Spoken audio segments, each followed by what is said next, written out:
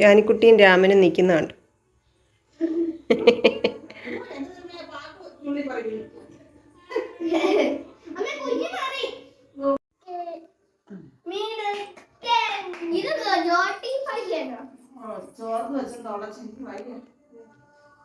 ഒന്ന് രണ്ട് ജോക്കർ ചേച്ചിക്ക്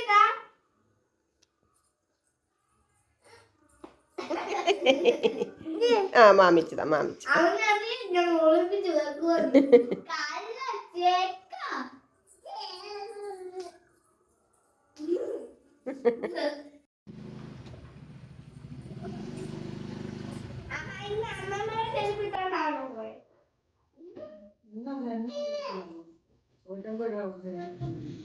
നീ വാ ഇരുട്ടത്തൂന്ന്.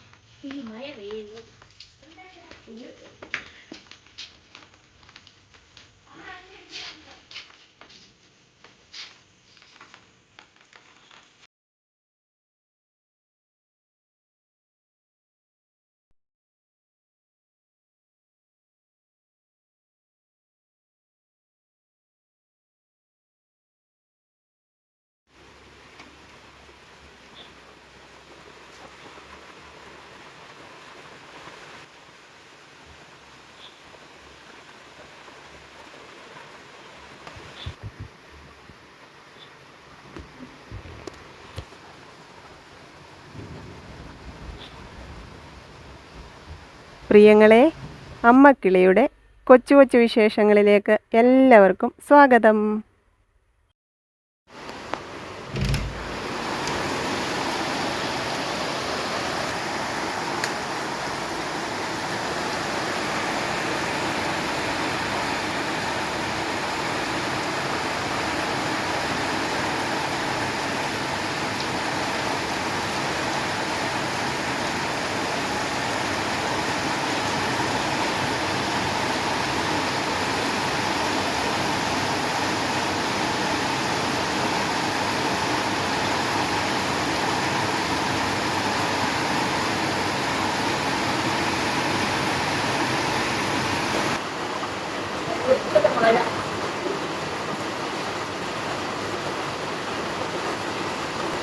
ഭയങ്കര മഴ കേട്ടോ, വന്ന് കയറിയതും മഴ. ഞാൻ ഓടി പാഞ്ഞി പോയി. നിധി മുഴങ്ങാൻ എളുപ്പമൊന്നും ജാനിക്കുട്ടി തുടങ്ങി ഇറങ്ങിയേ. പിന്നെ കാരണം ഇന്നൊരു പാഴ്സൽ ഉണ്ടായിരുന്നു. ഞാനൊരു കവറിനകത്തൊക്കെ ആക്കിയിട്ടാ വന്ന. മഴ പെയ്താലോ നോക്ക് കേട്ടോ. പിന്നെ സൂപ്പർ മാർക്കറ്റിൽ നിന്ന് പാല് മേടിച്ചിട്ട് അച്ഛനും കൊണ്ട് തന്നതാ കേട്ടോ. ഇത്ര ഞാൻ ഇങ്ങോട്ട് കൊണ്ടുപോകുന്നത് അമ്മയ്ക്കും ജാനിക്കുട്ടിക്കും അവിടെ എല്ലാവർക്കും കൊടുത്തിട്ട് ബാക്കി ഇത്ര ഞാൻ കൊണ്ടുപോയിട്ട് പിന്നെ വൈകിട്ട് ബസ്സിന് കയറി സൂചിപ്പിച്ചെടുക്കാൻ പോകണമെന്ന് ഓർത്തിരുന്നു. നാളെ മാളുവിന്റെ ചെക്കൻ വീട്ടിലോട്ട് പുറത്തേക്ക് പോകുന്നുണ്ട്. അപ്പൊ ഇവിടുന്ന് എന്നെയും മാവിനെയും വിളിച്ചിട്ടുണ്ടായിരുന്നു. എല്ലാവരെയും വിളിച്ചില്ല. അതുകൊണ്ട് അപ്പം കാറിന് പോകാൻ പറ്റുന്നില്ല. കാരണം കാറിന്റെ ഇൻഷുറൻസ് അടയ്ക്കാനുണ്ട്. അപ്പൊ അത് ശരിയാവാതെ കൊണ്ട് കാർ കൊണ്ട് പോകാൻ പറ്റത്തില്ല. അതുകൊണ്ട് എങ്ങനെ പോകുന്നതൊക്കെ ആലോചിച്ചിരിക്കുകയാണ്. അപ്പൊ ഞാൻ പറഞ്ഞ ബസ്സിന് വരാം, ശനിയാഴ്ച ഉച്ച കഴിഞ്ഞ് ഇറങ്ങിയിട്ട് ബസ്സിന് പോകാം എന്ന് തീരുമാനിച്ചിരിക്കുവായിരുന്നു. അപ്പോഴത്തേക്കുണ്ടല്ലോ വിനുവിന് ലീവായിരുന്നു. അപ്പൊ എനിക്ക് ഇറങ്ങാൻ പറ്റിയില്ല. അതിന്റെ കൂട്ടത്തില് ഞാൻ പറഞ്ഞില്ല, ആ ആക്കയിൽ ഇപ്പോഴെങ്കിൽ കാല് മുറിഞ്ഞു. ആ കാലിന് ആ മുറിവിന്റെ ഭയങ്കര വേദന കേട്ടോ. എൻ്റെ കൂടി ഇപ്പം ഈ ഇടത്തെ കാല് മുട്ട ഇന്നലെ കുളിക്കുക പോലിരിക്കുക, നീര് കൊണ്ട് മുട്ടിന്. അപ്പൊ ഞാൻ എങ്ങനെ ബസ്സൊക്കെ അത് ഇവരാരെങ്കിലും ഉണ്ടെങ്കിൽ കുഴപ്പമില്ല, രണ്ടുപേരും ഇല്ല. ഞാൻ ഒറ്റയ്ക്ക് ബസ്സിന് കയറി പോകുന്ന കാര്യം ഇതായി. അപ്പൊ ഞാൻ സൂചിച്ചിട്ട് വിളിച്ച് പറഞ്ഞു, എനിക്കിതുപോലെ വയ്യ, എങ്ങനെ വരുന്നത്. ഇതൊക്കെ വിഷമമാണ്. എന്നാലും പിന്നെ എന്താ എനിക്ക് പോകാൻ പറ്റുന്നില്ല. അപ്പൊ മാമൻ രാവിലെ 2 വീലറെ പോവാന്ന് പറഞ്ഞ് മോനിക്കുട്ടനെ നാളെ സൺഡേ സ്കൂളിന്റെ എക്സാം ആണ്. ഞാൻ പറഞ്ഞില്ല, വാർഷിക പരീക്ഷയാണ്. അപ്പൊ എനിക്ക് മോനിക്കുട്ടനെ കൊണ്ടുപോയി ആക്കുകയും വിളിച്ചുകൊണ്ട് വരികയൊക്കെ വേണം. പിന്നെ അവർ കുറച്ച് പറഞ്ഞ് പഠിപ്പിക്കാനൊക്കെ ഉണ്ട്. പിന്നെ ഇവിടെ കുറച്ച് പണികളായിരുന്നു. ഒരു വാട്ടർക്കാരൻ മോളിൽ വെക്കുന്ന കാര്യമൊക്കെ പറഞ്ഞില്ല. അതിന്റെ പണികളൊക്കെ കഴിഞ്ഞൂടെ എല്ലാം വാരി വലിച്ചിട്ടേ കോട്ടം എല്ലാം ഒന്ന് തൂത്തുവാരാനൊക്കെ ഉണ്ട്. മുട്ടിന്റെ വേദന കൊണ്ട് കുശകലം വയ്യ. ഞാന് കുറച്ചു നേരം ഇങ്ങനെ വലത്തെ സൈഡ്, അത് കഴിഞ്ഞ് പിന്നെ ഇടത്തെ സൈഡ് ഇങ്ങനെയാണ് നിൽക്കുന്നത്. അതുപോലെ വേദന കേട്ടോ. അപ്പൊ അതുകൊണ്ട് എനിക്ക് നാളത്തെ യാത്ര മിക്കവാറും നടക്കത്തില്ല. പിന്നെ ഈ നിശ്ചയവും കല്യാണവും ഒക്കെ ഉണ്ട്. അന്നേരത്തേക്ക് ഞാൻ വരാം എന്നൊക്കെ പറഞ്ഞ് എല്ലാവരും ചെയ്യാൻ. അപ്പം പിന്നെ അമ്മയ്ക്കാണെങ്കിൽ വയ്യായിരുന്നു. അമ്മ രാവിലെ ഒരു ഓർമ്മ കുർബാന ഉണ്ടായിരുന്നു, അവിടെയൊക്കെ പോയി, പള്ളിയിലും പോയി, ആ വീട്ടിലും ഒക്കെ പോയിട്ട് വന്ന് ഉമ്മ കിടക്കുമായിരുന്നു. അപ്പൊ എന്നോട് പറഞ്ഞു ഞാൻ ചോറ് വെച്ചില്ല, കറി വെച്ചില്ല എന്നൊക്കെ പറഞ്ഞു. ചോറ് വെച്ചാൽ ഇവിടെ മീൻ പറക്കാനൊക്കെ ഇരിപ്പുണ്ടായിരുന്നു. പക്ഷെ വയ്യാതെ കൊണ്ട് അമ്മ ചോറ് വെച്ചില്ല. ഞാനിപ്പോ പാഴ്സൽ മേടിച്ചോണ്ട് വന്നിട്ട് ചിക്കൻ ബിരിയാണിയാണ് കേട്ടോ. അപ്പൊ അത് അമ്മയ്ക്കുള്ളത് അവിടെ ഏൽപ്പിച്ചിട്ട് പോയിരുന്നു. അമ്മ ഇങ്ങോട്ട് വന്നില്ല. അമ്മയ്ക്ക് രാവിലെ പള്ളിയിൽ പോകണമെന്ന് പറഞ്ഞ് വിളിക്കുവാണ്. അപ്പം അതുകൊണ്ട് അമ്മ വന്നില്ല. ഞാനപ്പോ അമ്മയ്ക്കുള്ളത് അവിടെ ഏൽപ്പിച്ചിട്ട് ഇങ്ങോട്ട് പോരുന്നു. ഭയങ്കര മഴയാണ്. ഈ കഥ അടച്ചുകൊണ്ടാണ് ഇത്രയും ശബ്ദം കുറവ്. തുറന്നാ ഇപ്പം ഇരച്ചു പെയ്യുന്ന കേട്ടോ. എന്നാ ഞാൻ ഇപ്പൊ വരും. എന്താന്നറിയാ, ചുങ്കിടി നൈറ്റി ഉണ്ട്, ബാത്തിക്ക് പ്രിന്റിന്റെ നൈറ്റി ഉണ്ട് കേട്ടോ. കുറച്ചെടുത്ത് നോക്കിയതാണ്. നമുക്ക് നോക്കാം എങ്ങനെ ഉണ്ട് എന്നുള്ളത്. ഇതേ കണ്ടോ, ഇതെല്ലാം പണി ചെയ്തതിന്റെ എല്ലാം ബോഡി അഴുക്കും കിടക്കുവാണ്. ഇവിടെ നമ്മൾ കണക്ഷനൊക്കെ എടുത്തതാ. പിന്നെ തൂത്തുവാരാനൊക്കെ ഉണ്ട്. പിന്നെ ഇതിനകം മുഴുവനായിട്ട് കാണണ്ട. എന്തിനാണ് ദാനിയേലിനെ സിംഹക്കുഴിയിലിട്ടത്? ദാനിയേലിനെ സിംഹക്കുഴിയിലിട്ടത് എന്തിനാ? രാജാവിന്റെ കൽപ്പന നിരസിച്ചതിന്. രാജാവ് ഒരു കൽപ്പന പുറപ്പെടുവിച്ചു, അത് നിരസിച്ചതിനാണ് ദാനിയേലിനെ സിംഹക്കുഴിയിലിട്ടത്. ദാനിയേലിനെ സിംഹക്കുഴിയിൽ ഇടാൻ ആജ്ഞാപിച്ച രാജാവ് ആരാണ്?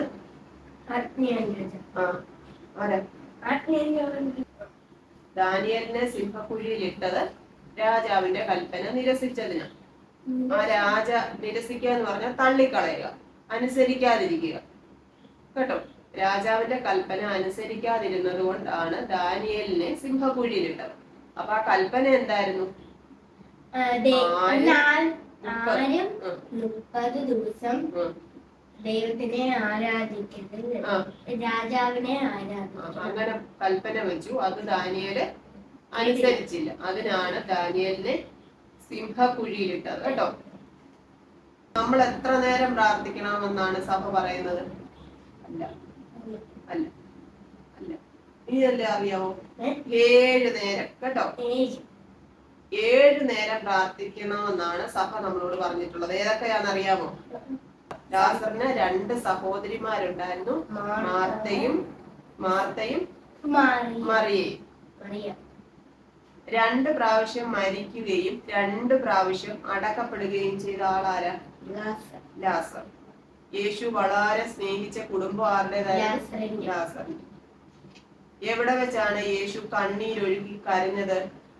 ലാസറിന്റെ കല്ലറയ്ക്കൽ. ദൈവത്തിന്റെ മഹത്വം കാണാൻ നമ്മൾ എന്തോ ചെയ്യണം?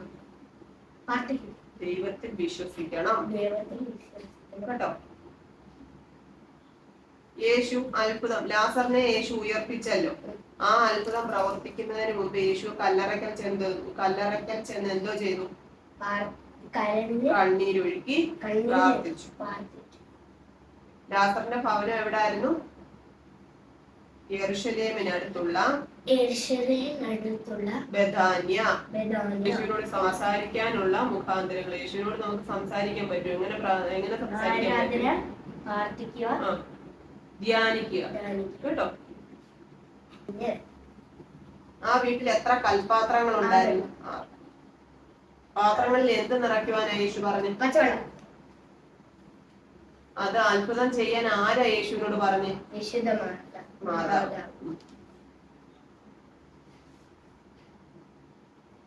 അത്ഭുത നക്ഷത്രം കണ്ടപ്പോൾ വിദ്വാൻമാർക്ക് എന്ത് മനസ്സിലായി?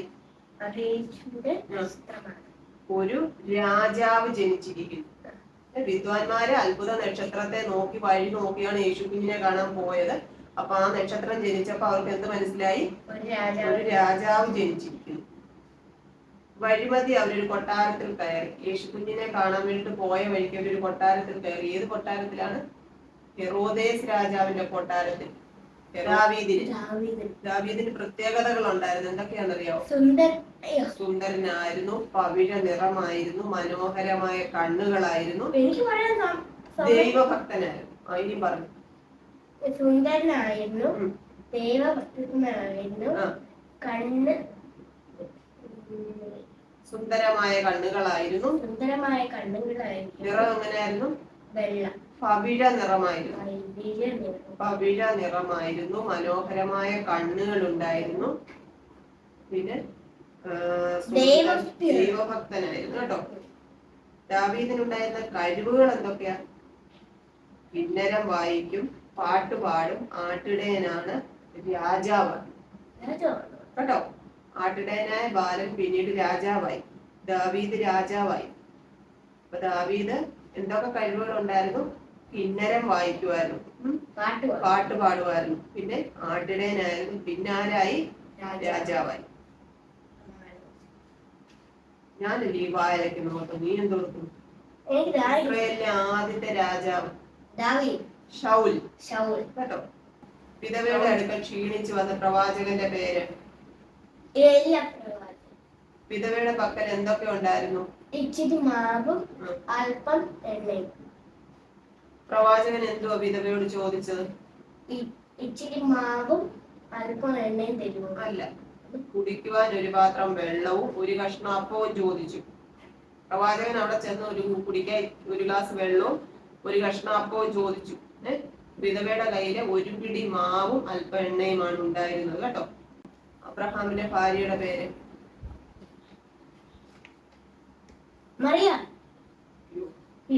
ഭാര്യയുടെ പേരൊന്നും മാറ്റണ്ട, സാറ.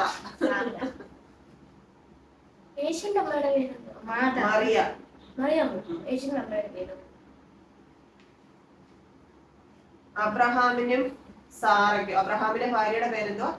സാറ. അവർക്ക് രണ്ടുപേർക്കും വാർദ്ധക്യത്തിൽ അവർക്ക് ഒരു മകൻ ജനിച്ചു. മകന്റെ പേരറിയാവോ? അപ്പൊ യൗസേപ്പും മാതാവും ആര്? യേശുവിന്റെ മാതാപിതാക്കളുടെ പേര് യൗസേപ്പും മറിയവുമാണ്. ഞാൻ അബ്രഹാമിന്റെയും സാറയുടെയും കാര്യം ചോദിച്ചു. അവരുടെ മകന്റെ പേരെന്തുവാ? ഇസഹാക്ക്. അബ്രഹാമിന്റെയും സാറയുടെയും മകന്റെ പേരെന്താണ്? ഇസഹാക്ക്. അതുകൊണ്ടാണ് വിശ്വാസികളുടെ പിതാവ് എന്നറിയപ്പെടുന്നത്. വിശ്വാസികളുടെ പിതാവ് ആരാണ്? അബ്രഹാം.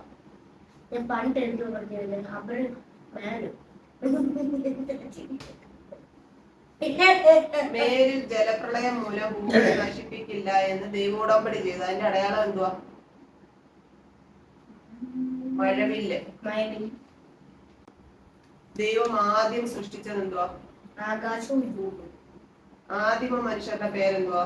ആദാമും ഹവ്വയും. ആദിമ മനുഷ്യനെ ചതിച്ചതാരാ? അവരെന്ത് തെറ്റ് ചെയ്തു? ആദാമും ഹവ്വയും എന്തോ ചെയ്തു?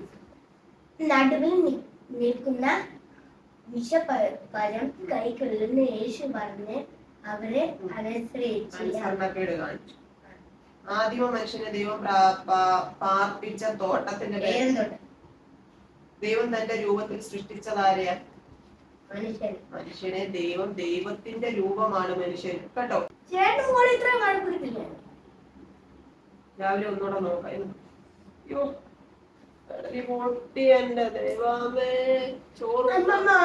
ഞാൻ കഴിച്ചിട്ട് പഠിച്ചിട്ടുള്ള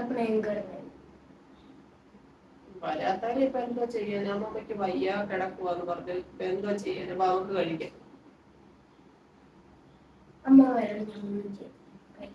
കഴിക്കാൻ പോവാ. പിന്നെ നാളെ പോകണോ വേണ്ടയോ എന്നുള്ള കാര്യം ഇതുവരെ തീരുമാനമായില്ല. ശരിക്കും പറഞ്ഞാൽ എനിക്കങ്ങ് വയ്യ. പോയിട്ട് അവിടുന്ന് കൊല്ലം പോയി, ഇവിടുന്ന് ഹരിപ്പാട് പോയി, പത്തനംതിട്ടയിൽ നിന്ന് ഹരിപ്പാട് പോയി, അവിടുന്ന് വീണ്ടും കൊല്ലം പോയി, തിരിച്ചു വന്ന് വീണ്ടും പത്തനംതിട്ടയ്ക്ക് വന്നു. ഞാൻ നാളെ കറങ്ങി പോകും. എനിക്ക് തീരുമാനം എടുക്കാനേ പറ്റുന്നില്ല. അവർക്ക് വിഷമവും പിണക്കവും ഒക്കെ ആയിരിക്കും. എന്ത് വേണമെങ്കിലും ചെയ്യും. പോവണ്ട. അച്ഛൻ അമ്മമ്മയും പറഞ്ഞു പോവണ്ട. കേട്ടോ. എനിക്ക് വാലൊക്കെയാണെന്ന് പോയി.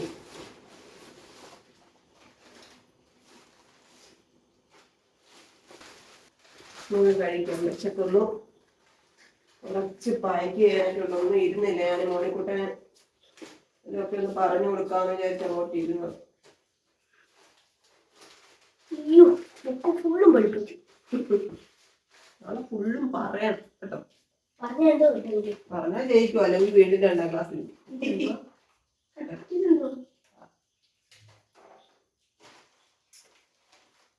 ഇതിനകത്തൊന്ന് കുഞ്ഞെടുക്കും. ചിക്കൻ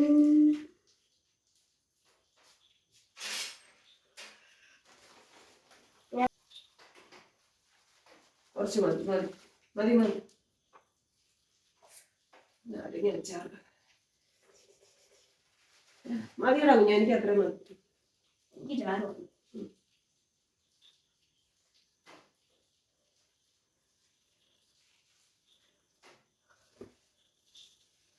വലിയൊരു മഴയായിരുന്നു. അമ്മയ്ക്ക് പോയി കഴിക്കാം. ഇത് ഇച്ചിരി ഉള്ളു, വേണ്ട അതുപോലെ എടുത്തു. മോനിക്കുട്ടന് നാരങ്ങ കഷ്ണം വേണ്ട, എനിക്ക് തന്നു കേട്ടോ. നമ്മുടെ ഇന്നത്തെ അത്താഴം ചിക്കൻ ബിരിയാണിയാണ്. നമുക്ക് കഴിക്കാം. എല്ലാ ദിവസത്തെയും പോലെ പ്രിയങ്ങൾക്ക് വേണ്ടിയിട്ട് എന്തോ ഇന്ന് മോനിക്കുട്ട പ്രാർത്ഥിക്കുന്നു. എല്ലാരോടും സ്നേഹം, സന്തോഷം. എല്ലാവർക്കും സ്നേഹവും സന്തോഷവും. അപ്പൊ നമുക്കിനി നാളെ കാണാം കേട്ടോ. Ta ta, okay, bye, see you. കൊച്ചു കൊച്ചു വീട്ടുവിശേഷങ്ങളുമായി വീണ്ടും കാണാമേ.